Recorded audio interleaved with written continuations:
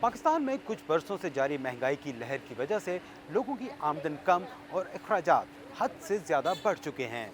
ऐसे में इंतहाई ज़रूरत के वक्त बाज़ लोग छोटे कर्ज़ों के हसूल की कोशिश करते हैं। ज़्यादातर लोग अपने करीबी दोस्तों और अजीज़ो अकारब से ये कर्ज़े लेते हैं, लेकिन जदीद दौर में इन छोटे कर्ज़ों के लिए मुख्तलिफ ऑनलाइन ऐप्स भी मौजूद हैं। पाकिस्तान में इस वक्त गूगल प्ले स्टोर पर ऑनलाइन कर्ज देने वाली ऐप्स की तलाश सबसे ज़्यादा की जाती है। जब हमने इनकी तलाश के लिए प्ले स्टोर खोला तो यहाँ दर्जनों की तादाद में ऐसी कंपनियाँ मौजूद हैं। इनमें कौन सी कंपनी लाइसेंस याफ्ता है या गैर कानूनी, इसका अंदाज़ा लगाना मुश्किल है। Security and exchange commission of Pakistan के मुताबिक पाकिस्तान में सिर्फ 11 कंपनियों को माइक्रो फाइनेंस के लिए कर्ज देने और ऐप्स चलाने की इजाज़त है।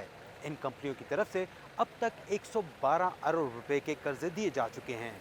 इन कंपनियों की फहरिस्त SECP की वेबसाइट पर भी मौजूद है।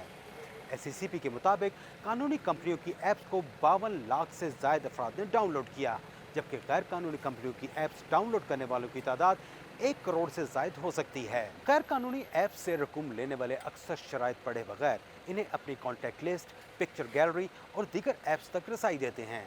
इसके अलावा खुफिया शराइत की वजह से कुछ दिन बाद ही कर्ज वापसी के मुतालबे शुरू हो जाते हैं। ऐसे में रावलपिंडी में मकबूज शख्स की खुदकुशी जैसे वाक़यात पेश आते हैं। पुलिस इस मामले में कर्ज देने वाले ऐप्स के किरदार के हवाले से तहकीकात कर रही है। कर्ज लेने वालों के लिए ज़रूरी है कि वो सिर्फ लाइसेंस याफ्ता कंपनियों से शराइत को मुकम्मल पढ़ने के बाद कर्ज लें और इन्हें वक्त पर वापस करें, वगरना पुलिस की कानूनी कार्रवाई हो सकती है।